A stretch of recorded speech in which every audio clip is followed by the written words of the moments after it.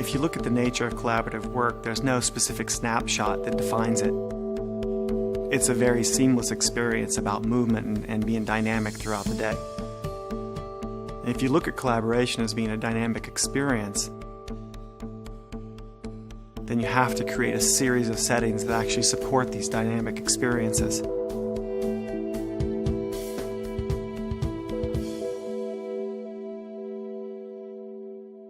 At Steelcase, we've been talking about a shift from I to we work.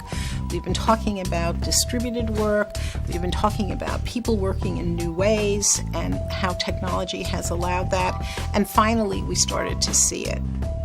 The nature of work had changed in the sense that it wasn't just one person sitting at a desk, that it really was networks of people creating great intellectual property, innovating, working together and collaborating. When we step back from it, we think of collaboration as being defined and shaped by three inseparable factors. There's social factors, people to people, spatial factors, people to space, and informational factors, people to the analog and digital tools that they're using to share information.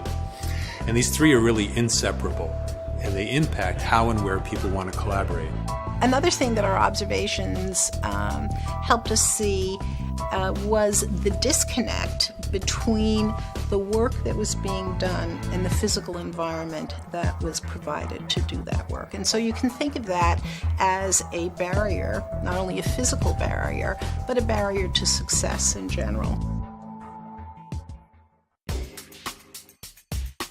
In most conference environments, a screen is placed on a wall, people sit at a table, and what ensues is this kind of tennis match.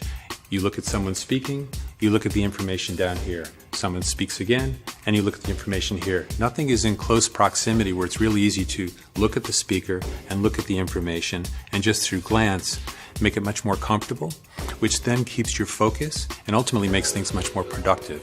So the idea then became, how could we reposition the relationship between information to the people to maintain an eyes to eyes between person to person and eyes to information, which typically is a screen. It's like the flow of a conversation. I say something, you say something, someone else chimes in, and it just keeps moving around with a really smooth rate of speed, no interruption. That's seamlessness. The other part of seamlessness is I came to the table with a PC, you came to the table with a laptop, another colleague came with a BlackBerry, someone else has an iPod in their pocket. How could we host all of those in an agnostic way? No special instructions. The system is just smart enough and open enough to host all of these tools. That the idea of intuitive, which we tried to embed into all of this stuff, actually really found its way into the idea of the experience and how you interface and interact with this. I think that's a key differentiator here. The most profound technologies are those that disappear. They weave themselves into the fabric of everyday life. And what I love about that quote is that it's essentially saying, don't try to celebrate this technology, don't put it in front of people's face in a big way.